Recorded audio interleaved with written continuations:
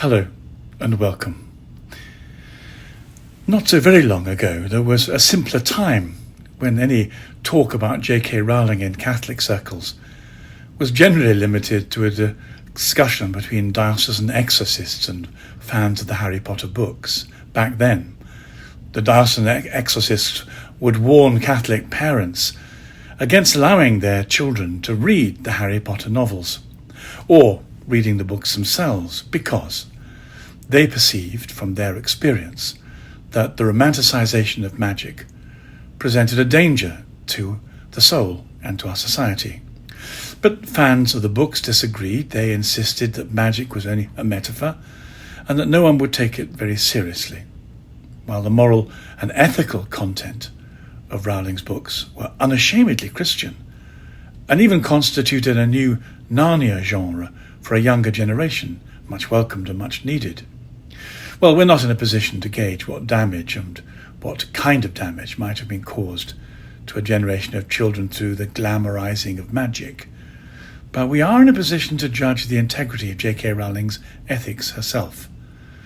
And she's become a public heroine, advocating for the protection and defense of vulnerable women subjected to unwanted and threatening attention by men who have supposedly transitioned from one sex to another. This week, once again, she's back in her role of advocating for women due to the implementation in Scotland of hate crime legislation. As Rowling and others have pointed out, this new Scottish law poses a serious threat to the freedom of speech in general. And it poses another threat too, the triumph of the disordered imagination over the facts of biology, if you like, the subjective over objective. And this criminal Alice through the looking glass scenario that the new Scottish legislation has introduced, in this the test of criminality lies with the person complaining, if they suspect or feel or imagine or simply claim that offence of a hateful kind has been caused, and they can then invoke the police. This is nightmarish at so many levels.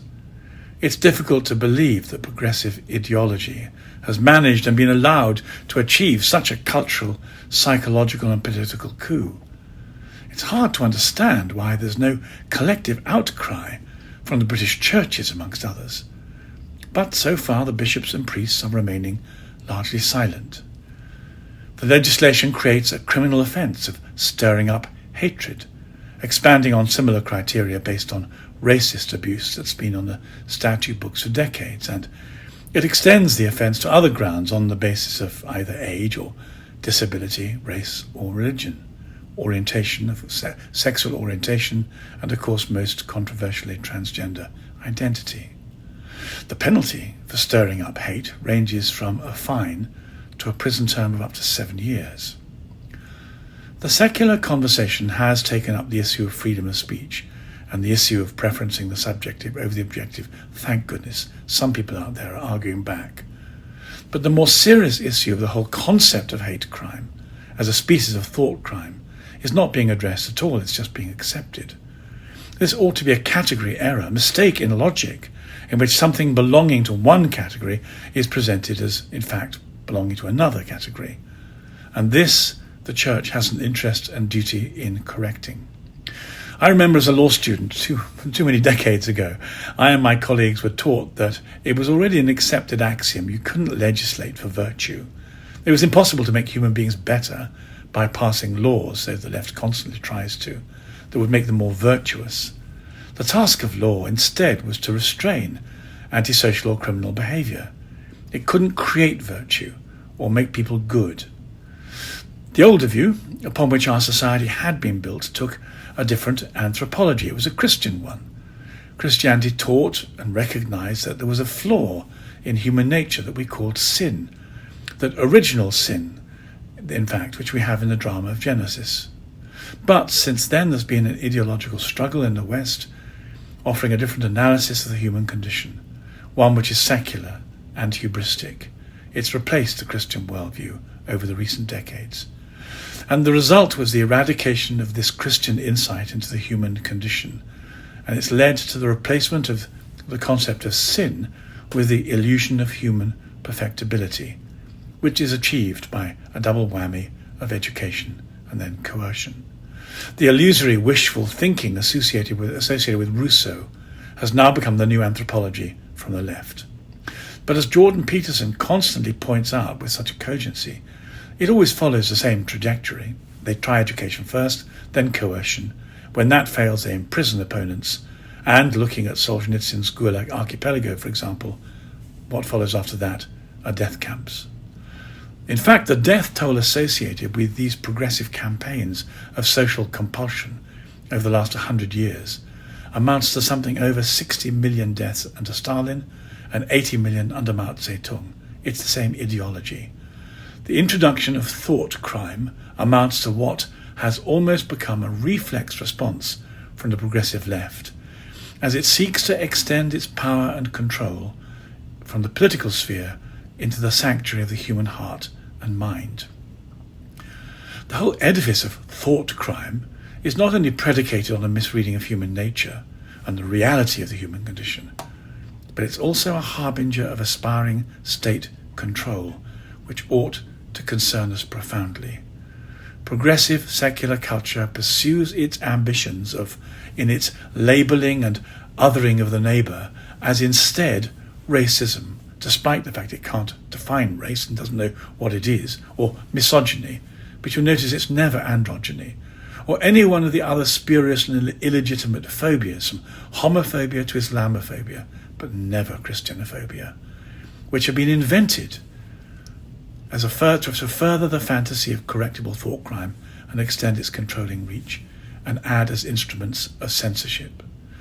And by accepting without question the validity of this range of thought crimes, the Church loses the battle for the mind, imagination, and our culture.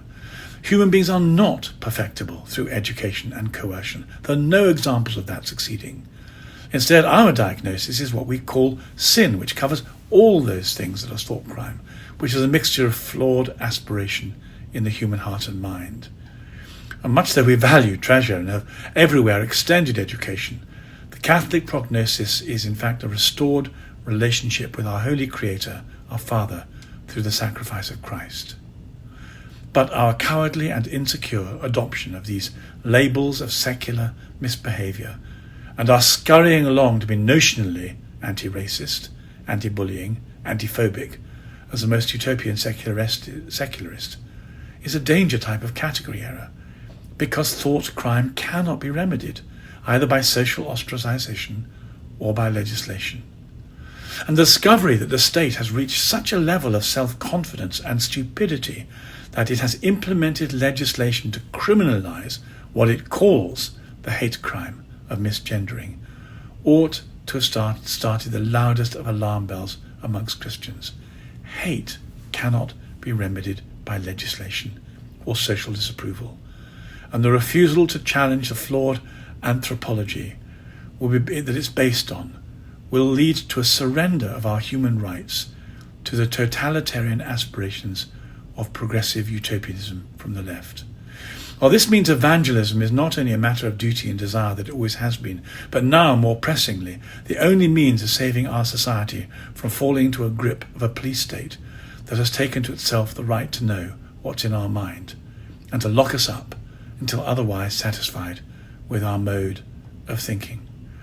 We have to tell our neighbours that what they're suffering from is sin, that hate is not something that you can remedy by passing laws, but it's remedied by a transformation of the heart through a living relationship with Christ, the living Son of God. We have a different diagnosis of the human condition, a different solution, a different prognosis. And its consequence is to set people free, free to talk, free to think, free to argue, free to discuss, free to test hypotheses. That's the foundation our whole society has been based on. What we're getting from the left at the moment is the opposite of freedom, the threat of imprisonment for thinking things, or for being thought to think things. How is it that our society can have become so frightened, have lost so much self-confidence, have given up the value of free speech so easily to accept incoherent, unjust and dangerous laws, which are just the beginning of a totalitarian grip on all people in our society. Haven't we read Orwell and Huxley? Haven't we understood that freedom from the state is something that doesn't come naturally? It's not a natural right. It has to be fought for. Our freedom to think and pray and worship and argue and debate and discuss has to be fought for in the public space. And the people who should be leading this fight are the Christians. They, above all, have a vision of what humanity really is, both in its potential glory and also in the reality of how flawed it is and why it is flawed. But we need to reassert our confidence and our understanding of the human condition as we get it through the New Testament and the Old Testament together. We need to be articulate in the public space, to call the bluff of the threats of the left, to point out that what they offer to do has never worked to improve society or people. That what it's really done is it always ends up by locking them up and sometimes torturing and then killing them. Our response to this outrageous Scottish legislation should be vigorous and immediate. We should be making a great fuss in the public square. If we don't value our freedom of speech and stand up for it and explain why we're standing up for it, well, then we deserve to lose it. But if we lose it, the outcome will be terrible, both for us and for our children. To the barricades, it's time.